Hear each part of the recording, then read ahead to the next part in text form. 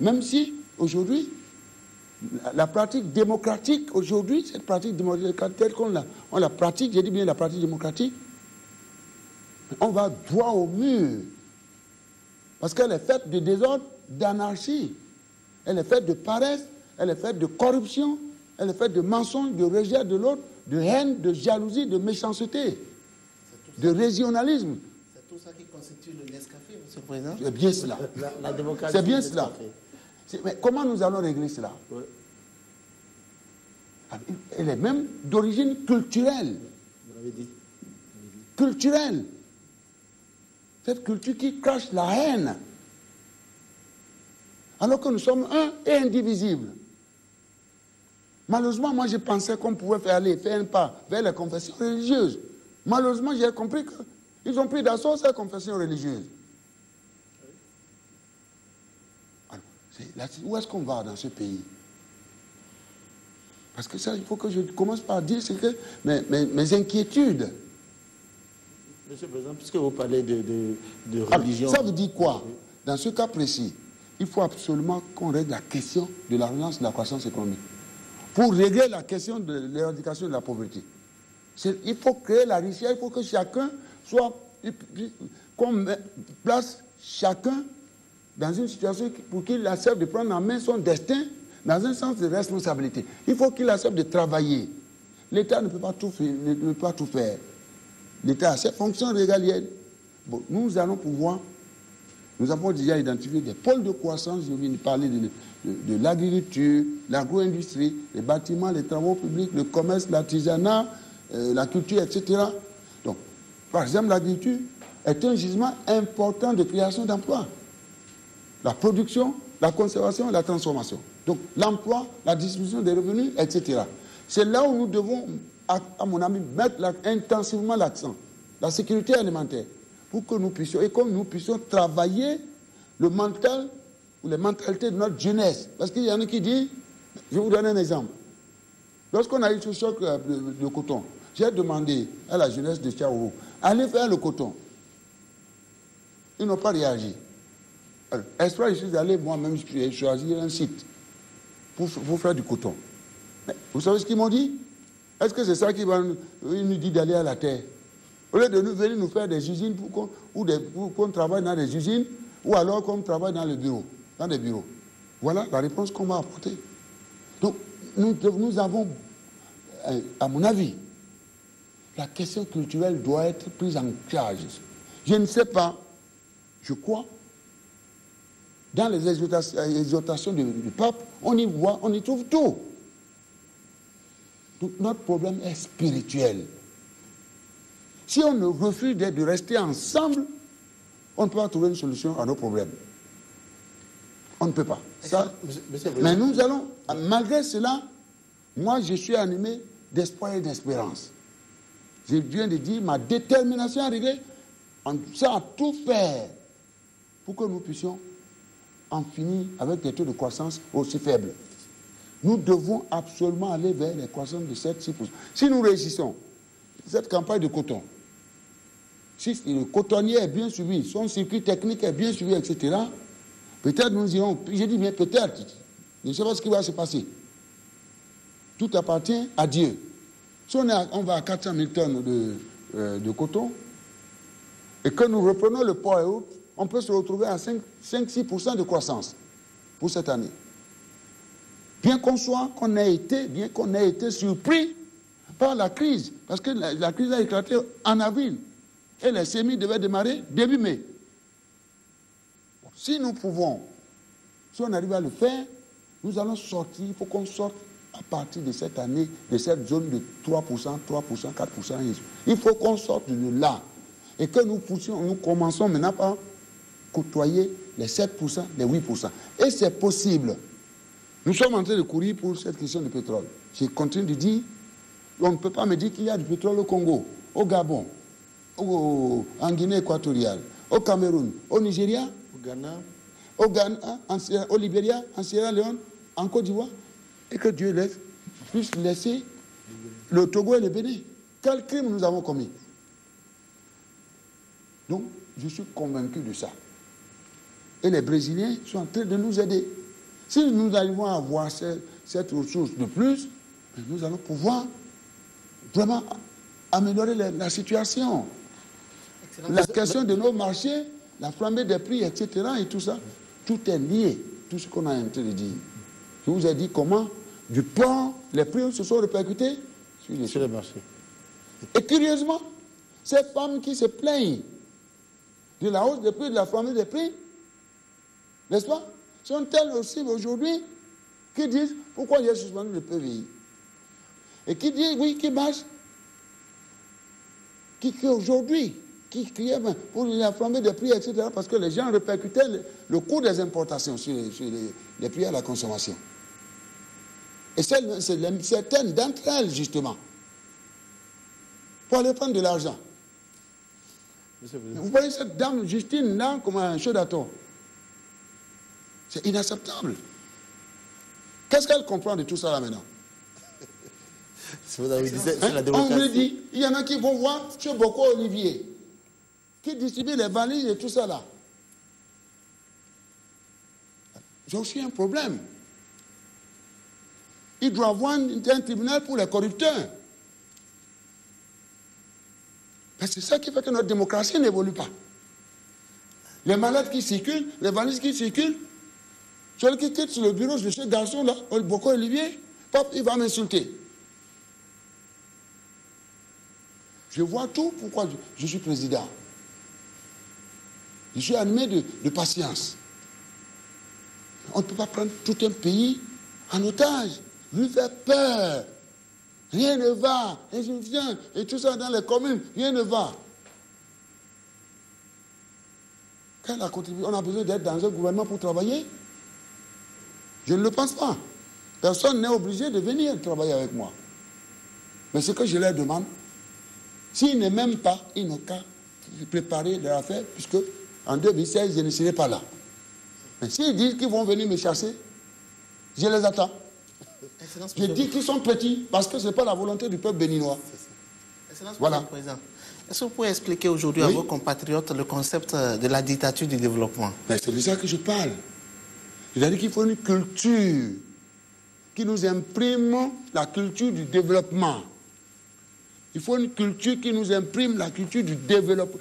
Notre problème, il faut qu'on comment dire, il faut rayer cette pauvreté. La pauvreté est un vice. Il faut absolument qu'on en finisse et c'est possible.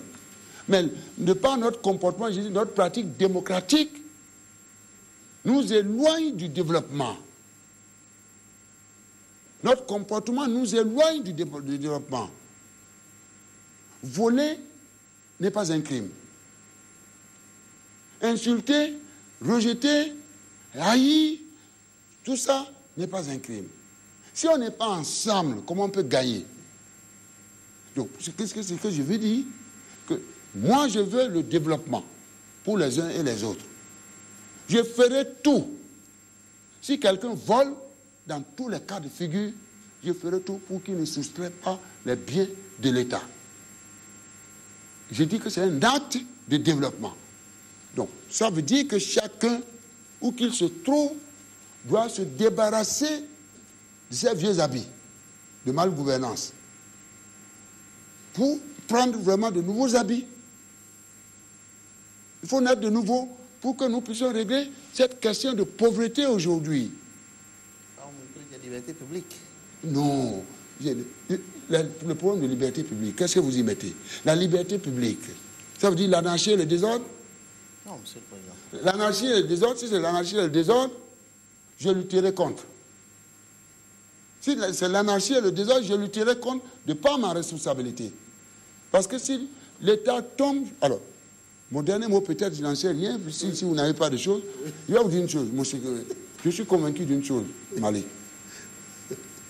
Vous voyez, si vous tuez l'État, le pays tombe.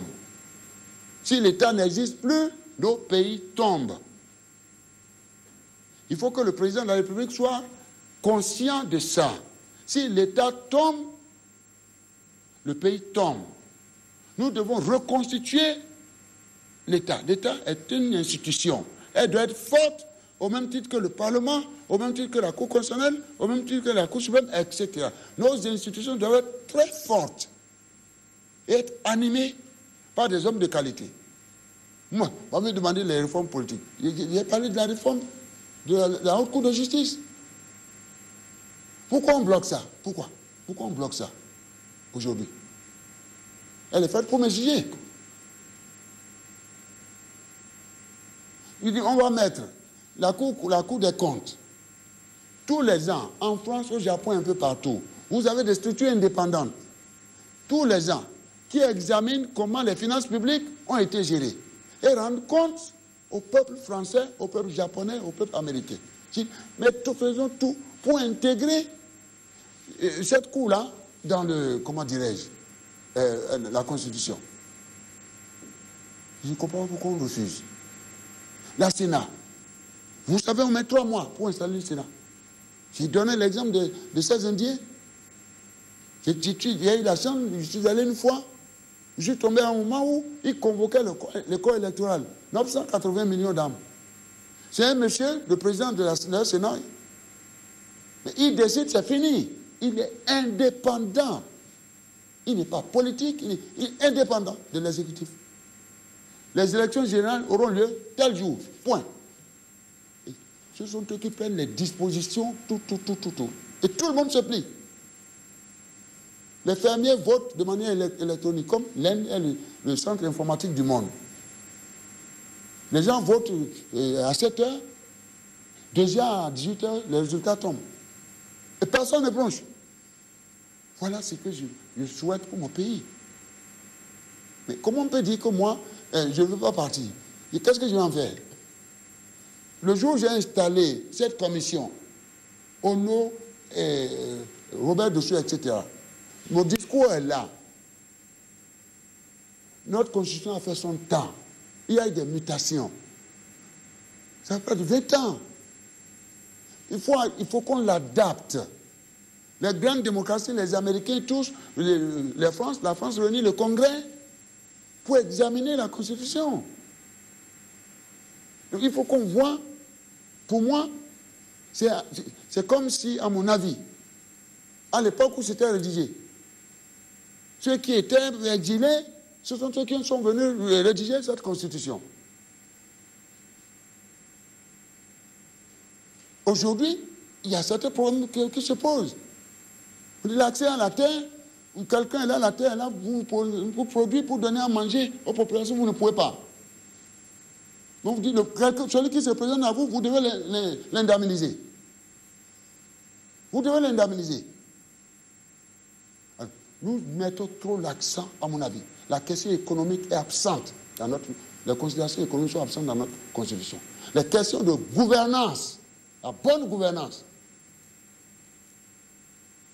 sont absentes aujourd'hui dans cette affaire. Quand on dit, quelqu'un qui commet un crime économique, il ne peut pas accéder à, comment dirais-je, à une institution. Quoi de plus normal? Donc, nous avons les prescriptions économiques, il n'y a pas de prescription économique. Les gens refusent. Donc, une fois qu'on fait ça, une fois qu'on accepte vraiment de revoir, et qu'on met un débat, c'est quoi? Un débat vers la jeunesse, un débat vers les producteurs, un débat vers les populations, un débat vers les femmes, un débat national. Et qu'ensemble, nous puissions revoir, rechemiser, qu'on mette les questions économiques, les questions de décentralisation, par exemple. Vous pouvez comprendre pourquoi on n'a pas mis un chapitre relatif à la décentralisation. Parce que lorsqu'on parle de mondialisation, on voit qui? Pour parier aux effets néfastes de la mondialisation, il faut rapidement aller au développement à la base.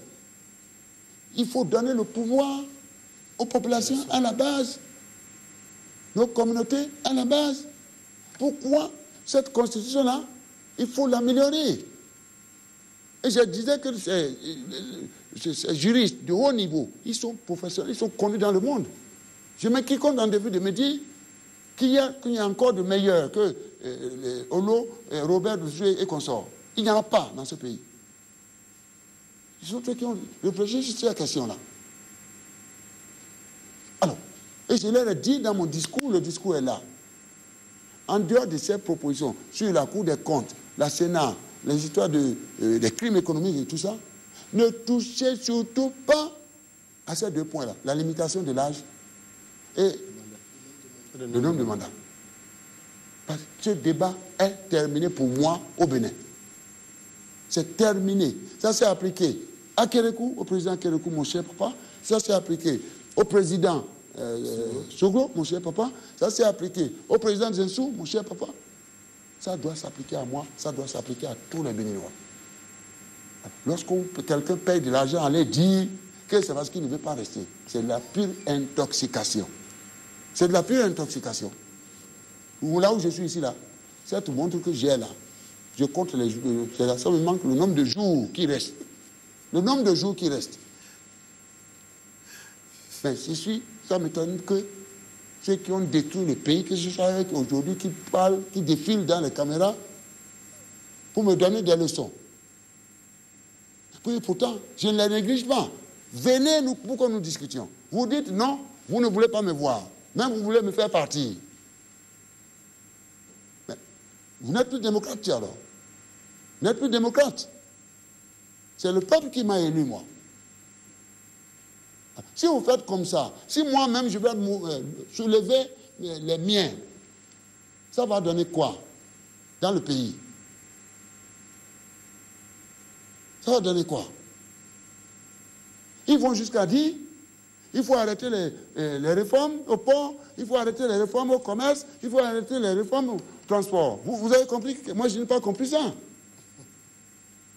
Mali, dites-moi. Ce sont eux qui sont élus. Ça, c'est au nom de quoi, ça, là? Non, mais je veux comprendre. Non, je veux comprendre. Je crois que vous avez... C'est de la provocation. Et vous avez quand même assez parlé assez oui, peu. Oui, alors moi, absolument. Moi, j'estime suivi. que je veux bien la paix, franchement. Parce que quand même, il faut dire, il faut que je dise ce que je ressens. Comme du sang sur mon cœur. Vous l'avez dit, vous avez... Nous laissons pratiquement les vrais problèmes. Ce qui nous unit, c'est le Bénin. L'avenir du Bénin. C'est pas l'affaire de... C'est lui qui est là, il faut le faire partir. Il faut semer les désordres dans le pays. Mais non, quel est cet esprit, quelle est cette méchanceté? Justement... C'est quasiment impossible. Justement, M. le Président, on va... J'ai l'obligation de résultat.